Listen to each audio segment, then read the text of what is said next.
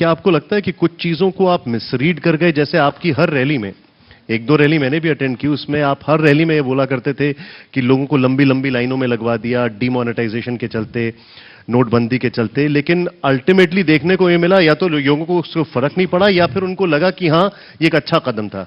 मैं समझता हूं देश के बड़े जर्नलिस्ट, कई लोग मुझसे चुनाव के दौरान मिले और उन्होंने कहा कि नोटबंदी का आपके खिलाफ जा रहा है। मैंने कहा मैं नोटबंदी के खिलाफ जो बात मैंने कही वो मैं आज भी कहता हूं और इस बात को मैंने हर सभा में कहा और मैंने यही कहा कि रुपया जो होता है, जो पैसा है, वो काला सफेद नहीं होता। हमारा आपका लेन देन काला सफेद होता है। हमने मान लो कारोबार किया किसी काले धन से, मुनाफा कमाया, टैक्स दे दिया तो वो पैसा सफेद हो गया। उसी सफेद पैसे से कारोबार किया और टैक्स नहीं दिया तो वही पैसा काला हो गया।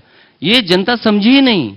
और क्यों नहीं समझी, वो मुझे एक कहानी याद आ गई। मैं समझता हूं आप में से लोग बहुत सारे जानते होंगे कि एक ने बहुत तपस्या की और तपस्या करके जब प्रभु प्रकट हो गए तो उन्होंने कहा कि हम ये कुछ मांगना चाहते हैं। तो प्रभु ने कहा कि मांगना तो चाहते हो, ठीक है मैं दूंगा, लेकिन याद रखना जो तुम मांगोगे उसका डबल हम देंगे आपके पड़ोसी को। तो उसने सोचा क्या मांगूं, तो उसने मांगा कि भाई मेरी एक आंख फूट जाए।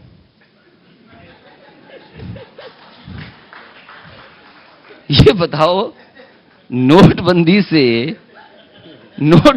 कौन सा लाभ हो गया, ये बताओ। आज तो चुनाव नहीं है, खत्म हो गया चुनाव, चलिए छोड़िए चुनाव की बात, लेकिन अर्थव्यवस्था को क्या लाभ हुआ ये बता दो। सरकार आंकड़े दे कि उसके पास कितना पैसा जमा हुआ। और मैं प्रधानमंत्री जी का पहला भाषण याद करता हूं जिस समय उन्होंने भाषण दिया था और देश के सामने आकर के कहा था कि नोटबंदी से ये दो लाभ होने जा रहे हैं। उन्होंने कहा कि आतंकवाद, नक्सलवाद पे जो पैसा पहुंच रहा है वो नहीं पहुंचेगा और दूसरे भ्रष्टाचार खत्म हो जाएगा। ये किसको समझा रहे हो आप? वही भ्रष्टाचार होता है, लेन देन हमारा आपका। पुलिस का कर्मचारी खड़ा है सड़क पर, कुछ पैसा ले ले तो बताओ भ्रष्टाचार नहीं है क्या? तो नोटबंदी से भ्रष्टाचार कहां खत्म हो रहा था? नोटबंदी से आपने बैंकों को बचाया है, ये आप स्वीकार क्यों नहीं करते हो? नहीं तो देखिए सवाल आप स्वीकार करिए। और आपको नकली नोट कितना मिला ये तो बताओ, या पाकिस्तान से आने वाला नोट अब तो बता दो। अब तो सरकार यूपी में बन गई आपकी। आपने यही तो कहा ना अपने भाषणों में, प्रधानमंत्री जी ने, कि सपा और बसपा बहुत पैसा है इनके पास। तो हम तो जानना चाहते हैं ना कि बताओ कि भाई आपको पाकिस्तान से आने वाला वो नोट, नकली नोट कितना बैंकों को जमा हो गया ये बताओ। ये आंकड़ा कौन देगा? अब तो चुनाव नहीं है, जनता को लगा पता नहीं कौन सा फैसला हो गया। इसलिए मैंने कहा कि लोकतंत्र में कभी कभी बहका के भी वोट लिया जाता है। हम समाजवादी लोग जनता को बहका नहीं पाए।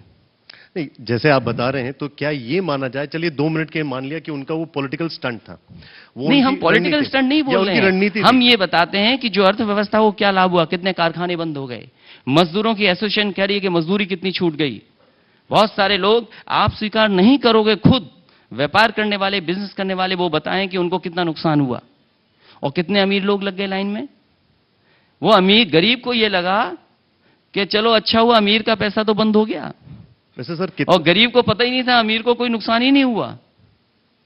ये बेवजह की बात कहना।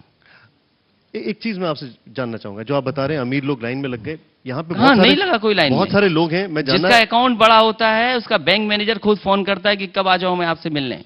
बिल्कुल ठीक कह रहे हैं। वैसे कितने अमीर लोग लाइन में लगते हैं कभी? और ये परंपरा रोक दो आप, अगर रोक सकते हो तो रोक दो। आप बताइए कि मर्ज कितनी होगी बैंक का आरबीआई में? कुछ बैंकें मर्ज हुई हैं देश की, आप बताइए कौन सी मर्ज होगी बैंक में? और फिर जिन लोगों ने उधार लिया पैसा, जिनकी वजह से बैंकें डूब रही थी, आप 5 लोगों के नाम बता दीजिए। देश को कम से कम 5 लोगों के नाम पता होना चाहिए कि जिन्होंने बैंक से लोन ज्यादा ले लिया, जो वापस नहीं कर रहे हो, न करेंगे कभी।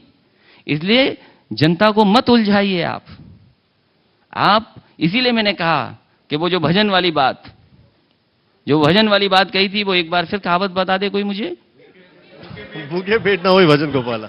बस समझ लो, अब सोच लीजिए। अभी भूखा पेट होने जा रहा है, उसके बाद आपको खुद पता लगेगा।